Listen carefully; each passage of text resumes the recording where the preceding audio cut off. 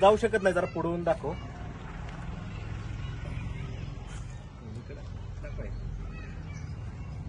इकडे जिल्हा परिषद स्कूल आहे, जिल्हा परिषद शाळा 4 नंबर शाळा आहे इकडं. आणि इकडे बघा हे अस्वच्छता, हे स्वच्छतागृह. अशी अस्वच्छता आहे आपल्या शहराची. म्हणजे जिथून मंदिराकडे प्रवेशद्वार आहे किंवा शहरामध्ये प्रवेशद्वार आहे तिथंही स्वच्छ नाही, जिथं गल्ल्या आहे तिथंही स्वच्छ नाही.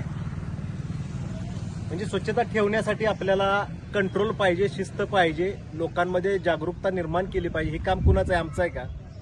हे सर्वांचं काम आहे. नगरपंचायतचा सर्वात जास्त यात भाग असतो. मला एक विनंती आहे, आपण याच्यावरती कधी कंट्रोल करणार?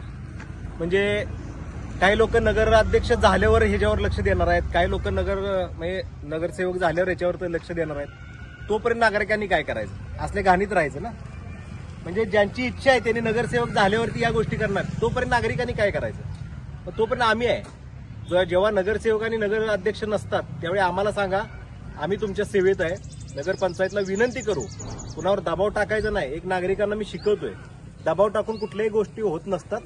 विनंती वजा ज्या गोष्टी आपण सांगतो, विनंती वजा आपण एखाद्याला विनंती केली तर अनेक गोष्टी चांगल्या होतात. आपण विनंती वजा सांगूया, हे स्वच्छ करा. तुम्ही नाही स्वच्छ केलं तर आम्ही स्वच्छ करतो. धन्यवाद. मी इंजिनियर महेश कुमार पाटील.